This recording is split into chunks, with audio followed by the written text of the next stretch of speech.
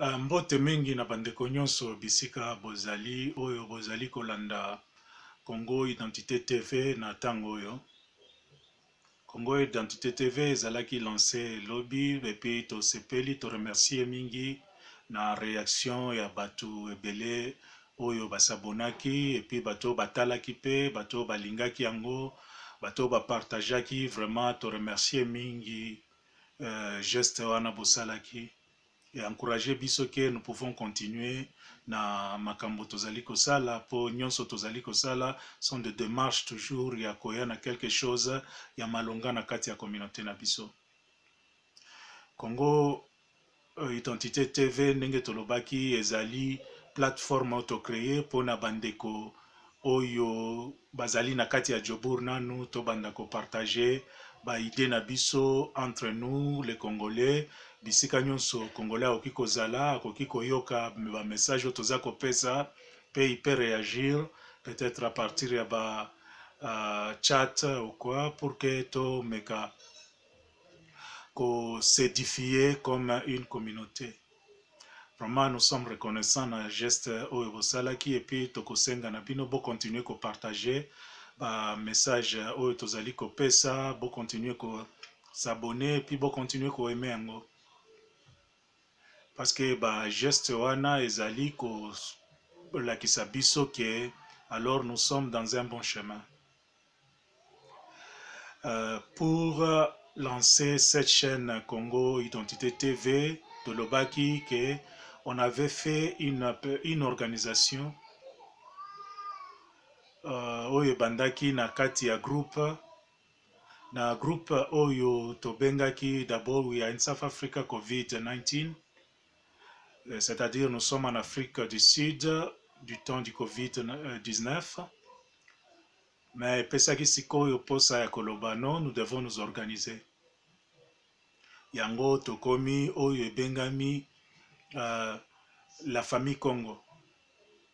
Et la famille Congo toko zala na plateforme sikoyo toko banda kokutanaka ebengami l'Assemblée familiale congolaise. On va structurer ça et puis toko répandre yango na bisika nyonso et pourquoi pas au Congo parce que c'est notre pays. C'est notre pays, nous avons droit ya kozonga na mboka na biso et puis contribuer na développement nango. Vraiment merci pour na temps ya écoute au bopesi ngai lelo eloko na lingna loba ezali ke personnellement parce que ba émission ko banda ko pesa na bandeko ebele po o ezali plateforme personnellement na introduire sikoyo émission yo to bengi Talatina Congo eza ko telemate na émission yo Talatina Congo eza ko telemate ekozala émission oyo ba message ko banda ko pesama soki tokoki koloba d'une na forme moko ya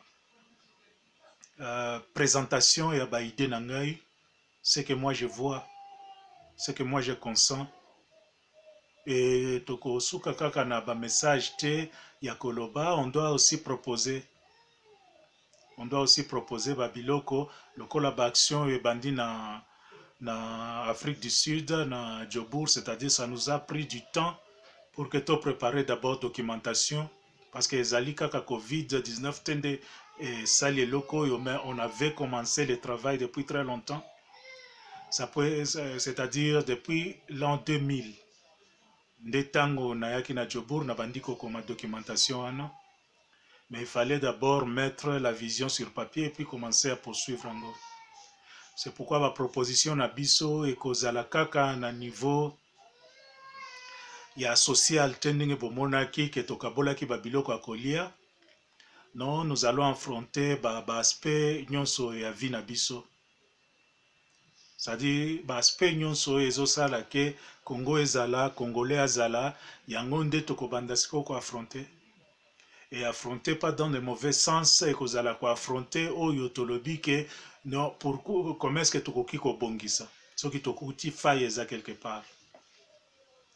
Alors, na kosenga na bino, moi patience, bolanda nini na lingina loba, na émission yo, to bengi Talatina Congo eza ko telemate, oyo naponaki sujet ya lelo ezali la stature parfaite d'une nation.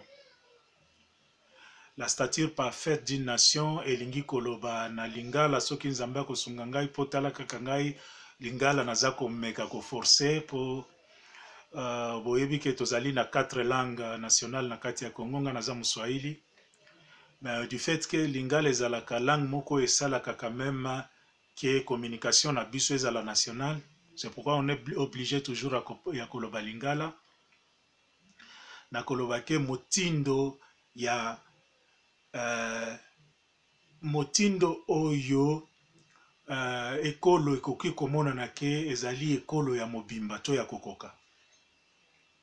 Soki na interprété mabe vraiment bandeko bomeka ko comprendre. C'est-à-dire, c'est ce que je voulais dire de ce que signifie la stature parfaite d'une nation. Par ce raisonnement, qu'est-ce que j'ai conçu? J'ai voulu d'abord comparer une nation à être humain. Et ma comparaison m'a convaincu que non, ça part de pair. Parce que lorsqu'on parle de la stature parfaite d'un être humain, on trouve que l'être humain azali composé de 3 parties. La philosophie peut confirmer ça ou bien la religion aussi. C'est-à-dire l'être humain azali composé na corps na ye oto bengi nzoto na lingala, l'âme vraiment mais difficile ya koyeba yango na lingala, mais na Swahili on appelle ça nafsi. Et puis il y a l'esprit oyo ebengami molimo nde esali la stature parfaite de l'être humain. Par ma comparaison, je trouve que ça va de pair dans une nation. Parce qu'une nation doit avoir un esprit, doit avoir une âme et doit avoir un corps. Nous devons savoir aussi qu'est-ce que l'âme d'une nation, qu'est-ce que l'esprit d'une nation et qu'est-ce que le corps d'une nation. Na ndenge na lingaki na tia penza un sujet à débat na mesa, pour moi na monaki que le corps d'une nation c'est son peuple. Parce que soki totali na oyo ba lobi corps ezali place c'est-à-dire structure ya bomutu oyo esalaka ke mutu akota en contact na monde extérieur au travers de ses sens, je veux dire ça, c'est-à-dire les 5 sens de notre corps. Na ba 5 sens ya corps na biso tozali na vue, l'ouïe, l'odorat, le goût et le toucher. Et par cette comparaison na kolinga lisusu na lobake en comparant le corps de l'être humain à un peuple, c'est-à-dire le peuple aussi doit avoir ces sens-là. Et dans la Bible, surtout les chrétiens prêchent que l'homme ne se limite pas au niveau tout simplement à 5 sens, il y a aussi ce qu'on appelle le super sens, le 6e sens. Et le 6e sens, c'est là où ils disent que c'est le Saint-Esprit dans l'homme, qui produit aussi les dons du Saint-Esprit. Maintenant, dans ma façon de voir les choses, soki na lingina lobasiko yo côté ya nation, na kondima na religion que 6e sens wana existaka, et puis je dirais que le 6e sens na kati sikoyo ya nzoto ya mutu ezali nde conscience na ye. C'est-à-dire la conscience ya mutu ezali 6e sens na ye. Wana na meki ko sala comparaison na ngai et puis ko présenter analogie wana ya koloba ke si nous parlons d'un corps, d'une nation, c'est son peuple. Soki tokei na o siko tobengi âme. Na koloba ke l'âme d'une nation, c'est son gouvernement. Parce que la Bible, je me réfère toujours à la Bible, je sais que ba religion ezali, ba forme ya religion ezali ebele na mokili oyo, et ba misusu ils ne sont pas religieux, mais moi je suis chrétien premièrement, et deuxièmement, le Congo ezali mboka oyo ezali presque à 95% chrétien. C'est pourquoi Tozako se référait à la Bible, parce que c'est la religion qui était introduite dans Katia Ekolo Nabiso. Et on se réfère à ça, ce n'est pas que tu prêcher, mais on veut tout simplement prendre quelques références au Tokope Sanabatu, et puis il y a la sujet à réflexion. C'est-à-dire, dans la Bible, on nous dit que l'âme qui pêche, c'est elle qui mourra. Et puis, ce qui totali na kati ya nation de Tolobi, vous verrez que jamais le peuple est kolekaka. Peuple ata sali mabe na ye, ezalaka mabe te. Peuple azalaka toujours na raison. Mais le gouvernement, ce que sali mabe, bokomona ke bato mususu bakomi kotelema, bakomi ko se révolter, bakomi kolinga balongola yango peut-être par force ou par les élections. Cela prouve que le gouvernement nyonso eza censé ya kosala makambo oyo eza au service de son peuple. Parce que une fois gouvernement eza kosala lisusu oyo esengeli esala na peuple te, c'est comme un péché de l'âme. Et lorsque l'âme pêche, elle doit mourir. C'est la même chose que lorsque le gouvernement eza kotambola na nzela oyo esengeli te tambola, il faut ekufa pe. Et kokufa nani ya koboma yango ezali sikoyo peuple.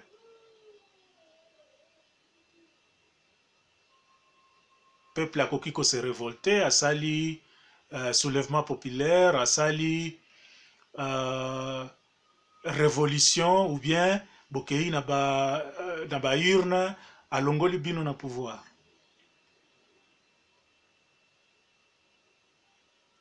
Par ça, je vais dire tout simplement qu'un gouvernement doit être responsable. Un gouvernement doit avoir des gens responsables. Et puis, tokokende na oyo sikoyo tobengi l'esprit qui est l'État. La Bible encore, je me répète, et le Biboye, Dieu a créé l'homme à son image. Mais l'homme à son image, Johanna ezali état physique na bisoté. L'homme à son image ezali l'esprit qu'il a soufflé dans l'homme. C'est ça l'image de Dieu. Alors, ce qui to kanisine to bande koloba toko mekako ndimana oyo na lobia wake l'état ezali na image ya Nzambe sur la terre. Tolobaka mingi bongo. Sans pourtant savoir pourquoi tolobaka bongo. Parce que l'état c'est un esprit. Un esprit qui est censé protéger premièrement territoire na ye, intégralité à territoire na ye. Nako défendre yango pe. Un esprit qui est censé protéger population na ye pe ko défendre yango. Un esprit ezali censé kotia mibeko oyo mibeko mutu nyonso ifo alanda pe atosa yango.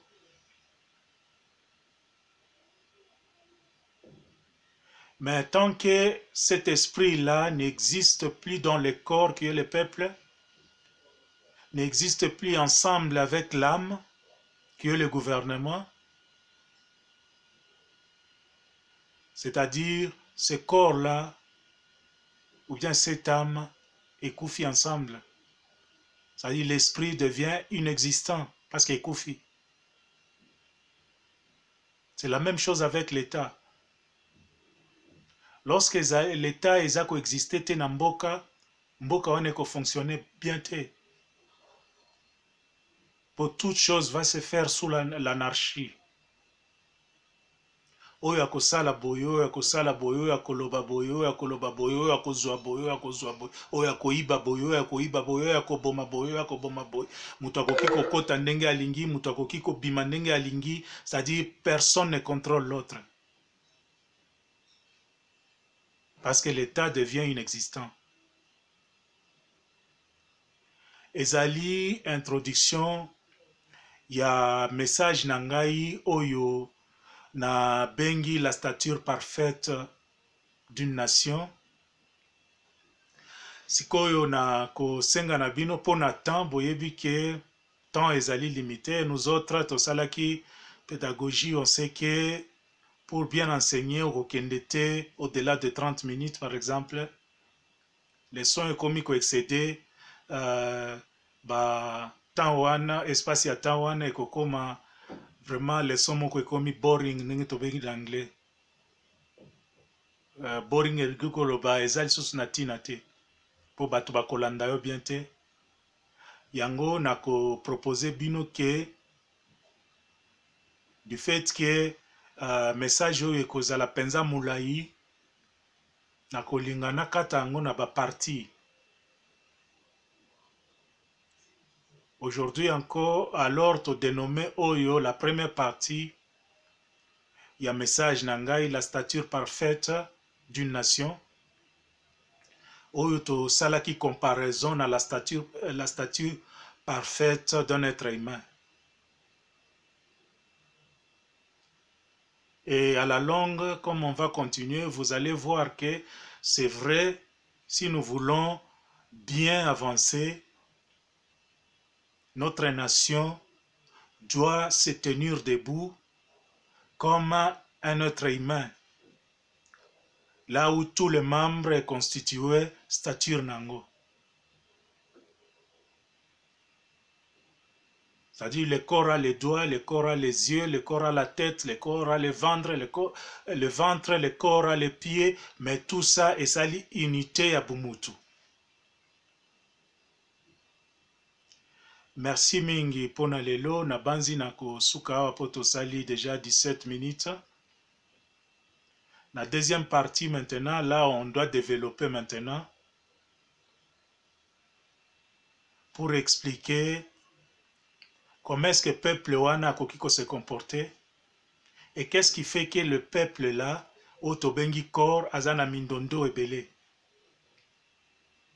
C'est-à-dire un peuple oyo azako koka lisusu koyoka te parce que ses sens ezako sala lisusu te comme corps d'une nation. Un peuple oyo azako koka komona lisusu te parce que sens wana ya vie ezako sala lisusu te. Un peuple oyo azako koka koyoka odora te, c'est-à-dire entrer en communication avec la nature.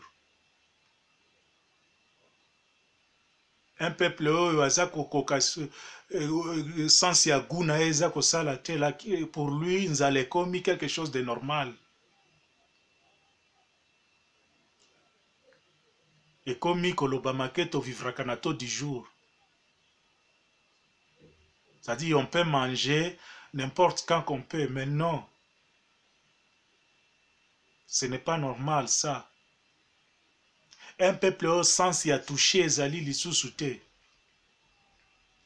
Par le toucher, na lingina comparé ango na sens y affection, sens y compassion, sens y humanité, ezali lisusu te. Un peuple qui ne sait pas toucher l'autre ou accepter qu'on lui touche. De babiloko toko mekasikoyo ko expliquer na ba mission ekoya. Toko kota na ndenge ya le corps, l'âme qui est le gouvernement, et puis toko kota na esprit qui est l'État. Alors na pesi biso bino merci mingi na temps oyo bopesinga po boyoka. Et zalaki partie introductive tout simplement. Il y a sujet nangao naponaki la stature parfaite d'une nation. Nakati ya émission talati na Congo eza kotelema te. Merci, à la prochaine. Bobo sana ko s'abonner te. bobosana koaime te, bobosana kopartage te, po ba émission ekoya ekozala ba émission moko, je suis sûr que bokosepela nango. Nzambe asunga bino.